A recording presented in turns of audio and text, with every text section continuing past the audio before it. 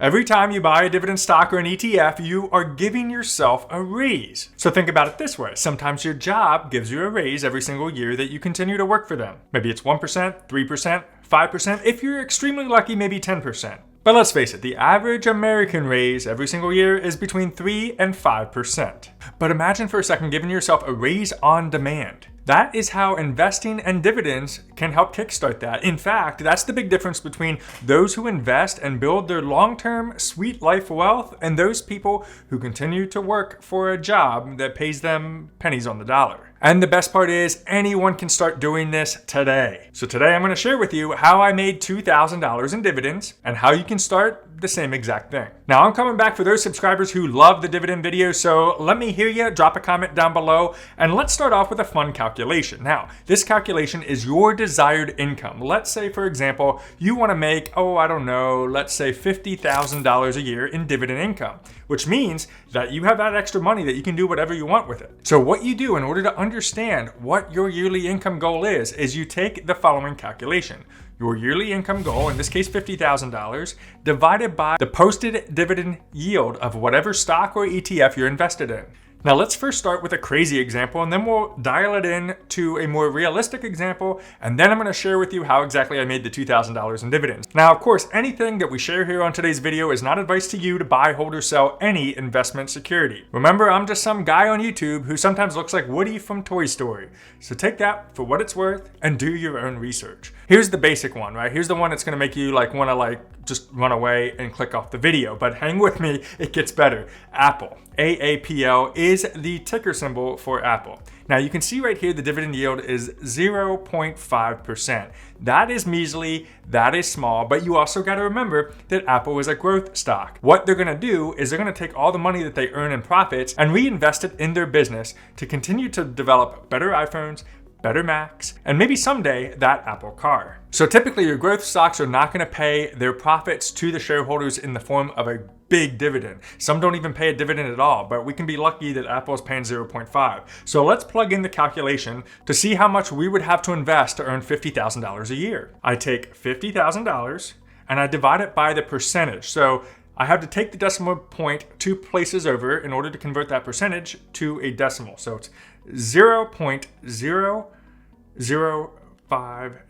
I would have to invest $10 million. Yeah, if you're like, dude, what kind of stupid thing was this? What a waste of time. Hold on.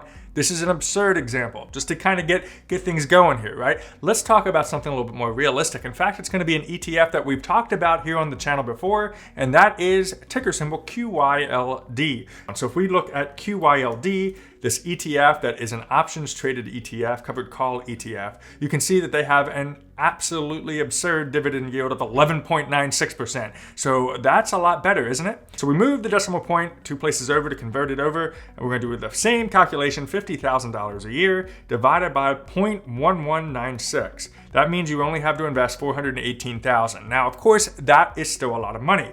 But here's the point. You could live off of dividends if you wanted to. Look at QYLD for an example. If I scroll down here, you can see that they're paying right around 19 to 22 cents, give or take, every single month. This one pays every single month. So imagine this. I decide, hey, I have some money. One share, as of the recording of this video, goes for about $22.61 per share of QYLD. I decide to buy one share. I'm giving myself a monthly raise of about 19 to 22 cents. Now this is part of what should be an entire financial foundation. So we're talking about make sure you invest in a Roth IRA, make sure you're investing in growth stocks, make sure you're investing in ETFs, make sure you're investing in crypto. Do more than just one thing. You don't put all your eggs into one basket, because if the basket tips over, you're completely and utterly screwed, right? We don't want that. So just a year ago, we were out of debt, finally, out of consumer debt. The last thing we have to pay off yet is our house, which we're still going aggressively on, and hopefully we'll have that paid off in the next year. But we finally got rid of student loans, car debt, and credit card debt. We got rid of all that. And then I finally had some extra money to start investing in the stock market, investing in dividends and things like that. So that's what I did over this past year. So I went from only, check this out, $144 earned in 2020 to now a projection of $2,488 earned in this next year. And that's if I don't invest any more money. And of course, you know I'm going to continue to buy shares, and that amount of investment income will continue to rise up. So from $100 to $2,400, if you're wondering how the heck did you do that, I first got out of debt. And when you get out of debt, you now have more money at the end of the month to do stuff with. What did I do with it? I put it to use so I could make more money. And that's exactly how we did it. So let's break it down and share with you exactly how this was earned. Now, the first thing and the bulk of the income did come from QYLD, RYLD, XYLD, and NUSI. I've talked about them here on the channel. They are your options ETFs that pay a monthly dividend. I think they're cool. I enjoy them. And that's what I've been doing there. But let me hop over to my Webull account. Now, on Webull, this is a brokerage, I have the following when it comes down to my overall history. So you can see every single month I got a dividend from one or another company, JEPI, Apple. There's an Apple stock, in fact. So for example, on Apple, you can see I had 20.98 shares, and they were paying 22 cents per share. You multiply that up, they paid me $4.62 in November. Now they pay every quarter, so every 3 months is when they're gonna pay. And as we looked at earlier, they don't pay a whole lot, but you can see, look at this one here, VTI getting $55. That's another quarterly every 3 months dividend. But at the time I had 76 shares at 72 cents per share, so $55 there. And then Realty Income, this is what we call a real estate investment trust.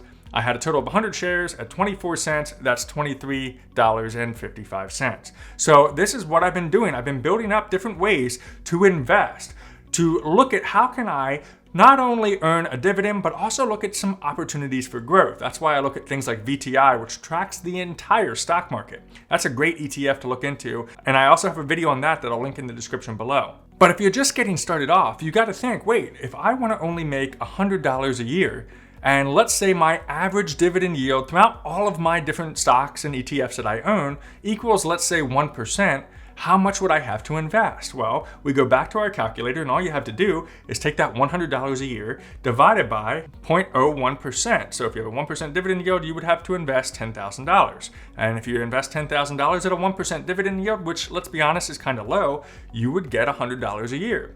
Now, if you have a higher dividend yield, let's say 2, 3, 4, 5%, or in the case of QYLD, 12%, you're obviously going to make more on that $10,000 investment.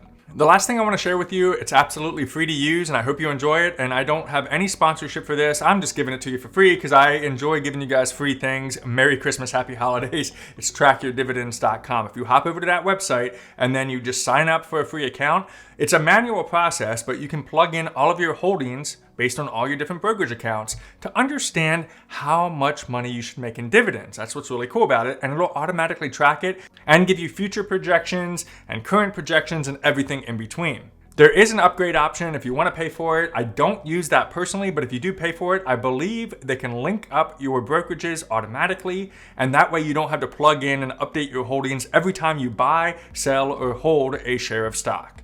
But in this example here, you can see my portfolio value at $71,000 and a dividend yield of 3.73%. So that means my annual income is at $2,668.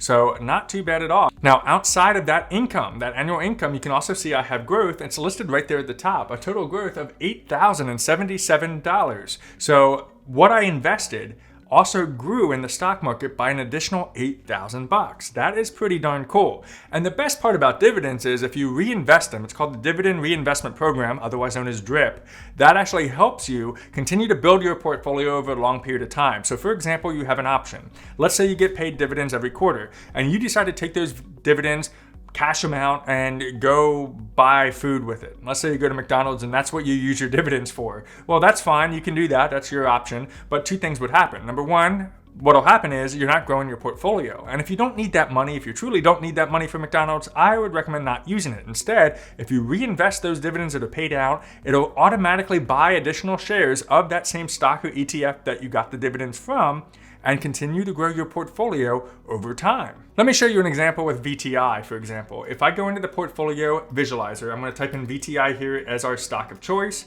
and we're going to invest 100. But the key point here is I'm going to dump $10,000 onto VTI, and then you can see right here where it says reinvest dividends, I have no. The reason I want to do this is I want to show you an example between the difference. So 2020 to 2021, we're only going to track 1 year of VTI. I'm going to hit analyze portfolio, and you can see my $10,000 balance as of this last year grew to a total balance of $14,268. Now let's take a different approach. Remember this number, $14,268. I'm gonna hop up here and then I'm gonna say, yes, reinvest the dividends. So right there we are, $14,268. I'm gonna hit analyze portfolio. And look at that, $14,654. Your balance grew a little bit more by reinvesting those dividends. Let's look at, for example, ticker symbol O. This one's going to be really interesting because I'm going to track this one all the way back to, let's say, 2007. We're going to do 2007 to 2021, $10,000 invested in O, which is that real estate investment trust. Hit analyze portfolio. Right now I have selected no for reinvest dividends. And right down here you can see my balance has grown to $25,304. Now remember, that's my $10,000 investment put in 2007, and I never touch it or never add to it from that point until today. But let's take a look at what would happen to that $25,304 if we reinvest the dividends. So I come back up here, I say, yes, I want to reinvest the dividends, and I'm going to hit analyze. And now look, oh my goodness, what a difference.